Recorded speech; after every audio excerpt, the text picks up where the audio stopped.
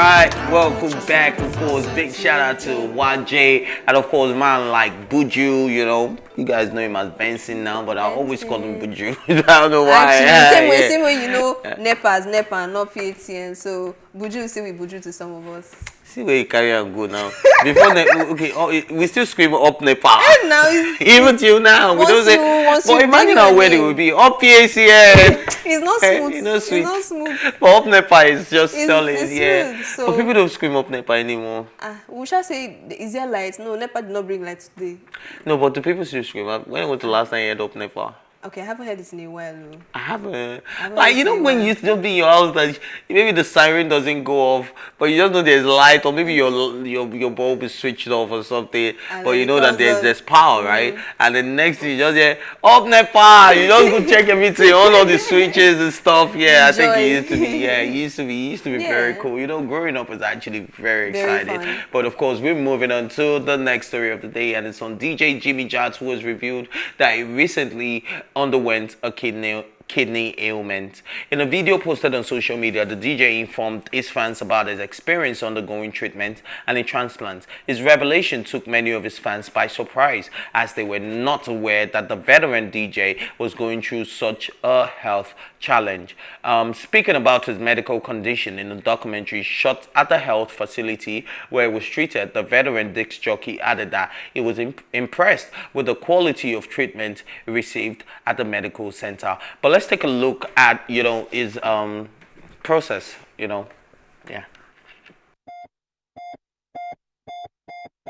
After meeting Mr.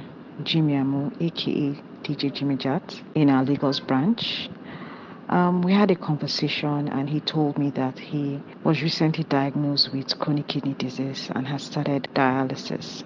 And he was desirous of a kidney transplant and was prepping to go to the US to have his transplant done. That's where most of his family members are. But as a medical doctor, I had a conversation with him. I just wanted to give him more options, more choices, and then he decides on what he. By the time I had that conversation with him and explained to him how thorough we are with regards to psychological evaluation of the donor and the recipient, the legal clearance of the donor and the recipient, the medical clearance of the donor and the recipient, the surgical clearance of the donor and recipient. So I think in terms of how the process was managed, I was blown out, it was more seamless than I thought it was going to be. It went very well, and I'm recovering steadily daily. Of course, first thing you worry about is being alive. Yes. And when there's life, we'll always figure things out. True. But not to say it will affect certain things have to be adjusted. And for me, I'm excited. I'm happy that I have this second chance at life. That's the major important thing to me. What will happen thereafter? I think God will guide us. A legend, a living legend like DJ Jimmy Jatt had faith in a system, and we are glad that system did not fail him.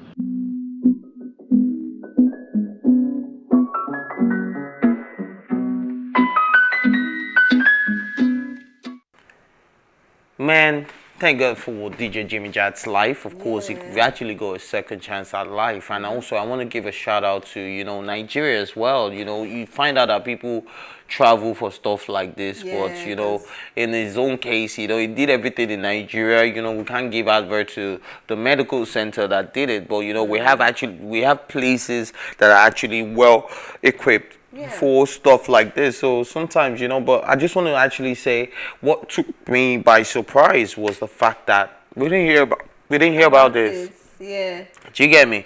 Like, it's not like the movie industry. The moment somebody is sick, in fact, it is your colleague that would have put it out there. Everybody, please say a short prayer for. You get what I mean? Like, no, it's not even about the raising funds. I feel like they have big mouth in that industry. But, I can bet that a lot of people that are very close to the DJ, the disc jockey, already knew what it was passing through. They knew that it was doing this. But it was supposed to be kept low key. But, I just admire the fact that, we didn't hear about it until, it was successful. Yeah. And big shout out to a man like DJ Jimmy Jatt, because he opened doors for a lot of DJs. He opened doors for a lot of artists. He's done so much for the entertainment industry. And he's not somebody that we can, just overlook, his achievements and the things that he has done and the impacts that he has made. And I remember, meeting him maybe when I was like 17. And I was looking forward to him because then I wanted to do Jimmy Jump Off so bad. That was when my music career was still, So I wanted to do Jimmy Jump Off. I had a meeting with him and all of that. So I remember how accommodative this guy was, how he was so nice. I feel like he's still one of the most approachable veteran DJs that we have. Of course, you can remember, in the industry presently. So, it would have been a big loss for the entertainment industry if it didn't pull through. But now, man, you be my guy. I mean, just like you said, he was very grateful for life. Yeah. Because, I mean, a lot of people don't trust the Nigerian healthcare system, and let's say it was another risk for him to do all of the processes here, because he didn't just do the transplants, he also did the treatment, so pre-treatment and post-treatment. So he did all of that in Nigeria. And I mean, it's been over 6 months of the surgery, and he's looking good. He's looking fresh and fine. But he lost a lot of weight, though. Yeah, I mean, I think it's expected. It's expected. Even ordinary malaria will make you lose weight. Not to talk of kidney transplants. Right? In fact, if you have catarrh, you lose weight. Sure, you used to lose weight when you have catarrh. Yes, now I do though. So me, I don't fall sick. So when I do, it shows. Yes, it shows. Yeah. Anyways, big shout out to GMG. Do you still have anything you want to add? I mean, he's been doing great, and I trust that now he's good, he's better, he's gonna come back as it hot for as it hot to Jimmy Jatt. We can't wait for you. You know that Whiskey and DJ Jimmy Jatt song? Oh, that's amazing. Anyways, you can join the conversation by calling in on 0909 848 48. You guys have not been calling. Is there a problem? Is it that you don't like my face, or you don't? Okay, you see, we can make sure that the camera is focused on that when people call, so that if it's my face that is the issue, but you people just called now. Anyways, so famous Nigerian rapper Blaqbonez has tackled comedy skit maker Kata Efe for taking a significant share in a Machala song deal with Berry Tiga. Blaqbonez made his disgust for Kata Efe known and said the comedian is trying to leave off other people's legacy. According to reports, Kata Efe helped promote Machala, but he wants over 80% of the profits from the song in his pocket. It further stated that without a promoter, a song could go viral, but the music couldn't exist without the singer. The tweets and comments from Blaqbonez reached Kata Efe's camp, and he tried to clear the air by responding to the comments and, telling us that he doesn't care. They are still calling him for shows in Germany and all of that. So, this one brings me to this story, because I can remember when the story broke and we're singing, my music ain't like Machala, I just whiskey for Ghana, when I dance my Makosa, people they crazy on Instagram.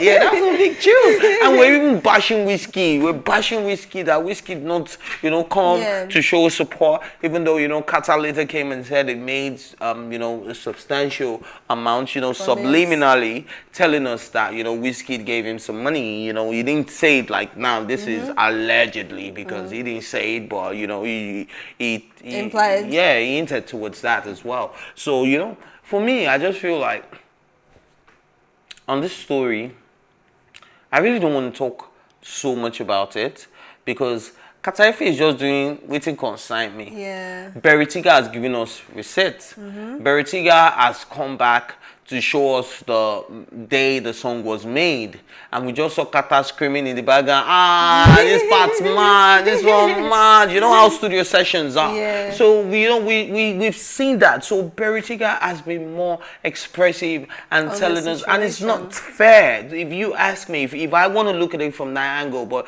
you know what we always say, there are three sides to a story: my side, your side, and of course the truth. So if we actually want to look at it from one side, one person, one party is talking a whole lot more and giving receipts, and the other party just say, wait till you consign me, anything where they want to, me then do, me I'm still making money from the song. So he's giving me that vibe of, nah bro, defend yours. Creativity is not something that you want to sleep on, or you want to make people feel like, consign me. If I'm responsible for my creativity, I can remember in secondary school, there was this song, I'll never forget, I can sing the song, but it's not TV worthy. That's how I'll not sing the song. But in secondary school, I made a song, I sang it to my guy, and my guy was singing it all over the hostel. You know, that time to make music, this was how we used to make. We didn't have beats, we didn't have all of that. You know, we're using hands to drum. My hand could pay me, my voice could shout. I would try to drum and sing at the same time. And then my guy was singing it around the hostel, telling everybody that, man, when I don't hear that, myself, I don't sing. I'm like, bro, but I sang the song to you. That's a pain. Oh, that's what you were saying. Yeah, we had a fight. Like, we had a fight in secondary school over it. So I can imagine that was way back. There was no beats. There was nothing to gain. It was just, you know, we being juvenile delinquents and stuff. You get what I mean? But at the end of the day, I cannot imagine somebody that has so much money to lose. And he's just saying, wait, concern me. I mean, now this begs the question, if, I don't know, I'm always like, don't they have contracts beforehand? Because he was saying... That's the problem with all those artists. They really don't focus on contract. You know, sometimes because you trust people so much. It's not, you're my friend. This is my intellectual property. If you were called to influence, then let's have it stated that you are influenced and this is the amount you are entitled to get. Right? So but now the song is featuring, is Kataife featuring Beritiga, actually. Even if they were featured together. Or Kataife and Beritiga. Even if they did it together. Even though, let's state it. Let the contract say that, okay, it is 50-50, or okay, I wrote the song and I sang and you just sang. Let me have 60, you have 40.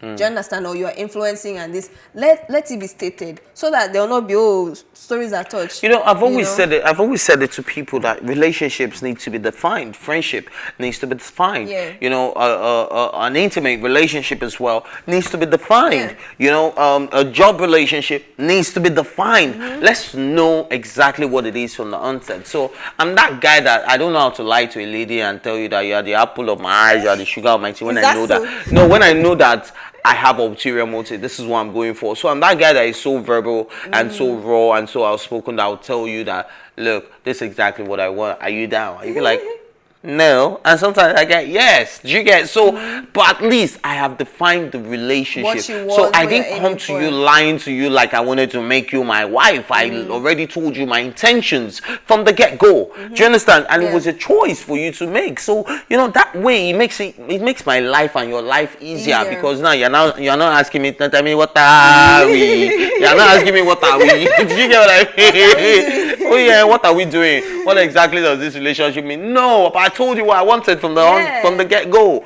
Do you get what I mean? So I feel like, yes, you need to actually define everything, and that's what I do as well. I have work colleagues that, you know, we're very cool at work, but I would not be going through a downtime moment and I call. I don't think there's anybody from Plus TV that I would call and be like, okay, maybe Mr. Ogumba would, big shout out to my MD, by the way. Yes, maybe I would call him because he's a father figure to me. You know, I would actually talk to him. But I don't think I have anybody from this station that I would call. But I have friends outside this company that, you know, the moment something happens, they are my go-to people. Yeah. Do you get what I'm saying? So that's the difference. I just feel like it needs to be defined, and that's what, you know, is lacking in the music industry as well. You know, relationships are not defined, businesses are not defined, collaborations are not defined. You know, they just do it. If you blow, we go. Then when they start making money, you have problems. But go on. I mean, just like you said, clearly define what we're doing. If it's a production, okay, this is what I'm doing, this is what you're doing, this is what is going to happen before, this is what's going to happen during, and this is what's going to happen after.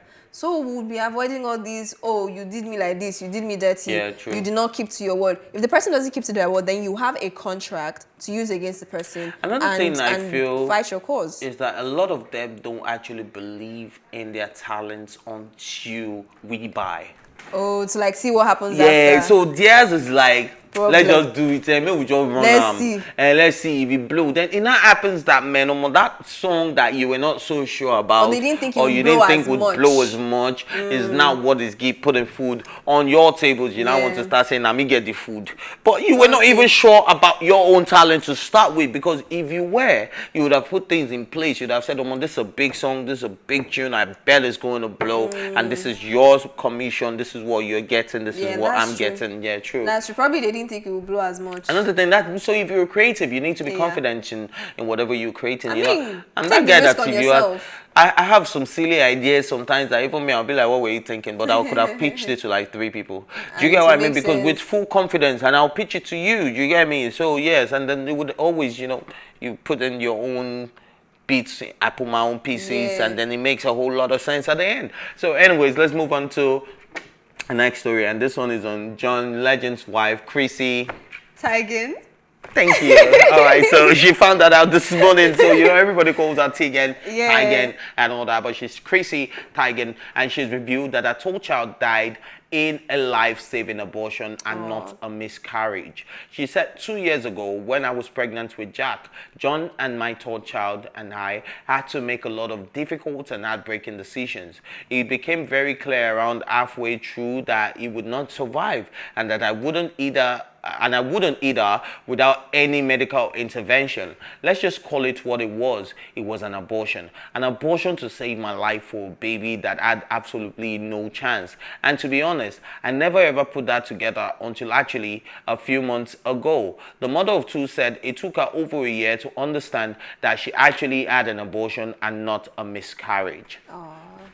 I think she also needed That's time to deep. process. It is. That's actually deep. So, in the Western world, you know, we have the post-abortion and we have the people that don't want.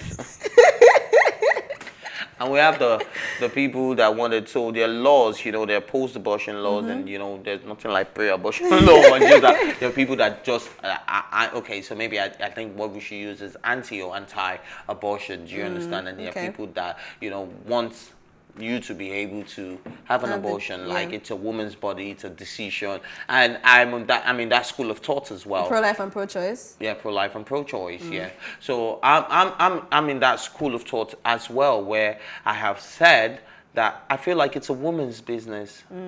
Do you get what I mean? Okay. Yeah, I feel like it is a woman's business what she wants to do. It is a woman's business if she wants an abortion, if she wants a baby at the moment, and if she doesn't.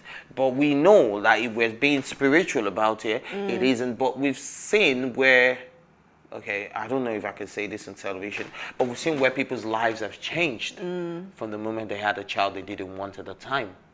Now, sometimes it changes for the better, and sometimes it's bad. Yeah. You've seen people that had to drop out of school, and this person was probably somebody that wanted to pursue his or career to their PhD level, to, you know, stuff like that, or you know, pursue their education to their PhD level, or even their career to when they become, you know, the boss and all of that. And they want but to be. all of a sudden it gets altered because of a child. And so I'm of that opinion that it is your decision at the moment. But in this case now, it now made it make sense. Yeah. Because there are also abortions that you do to save your life. Now, let's even say she was a mommy Jew.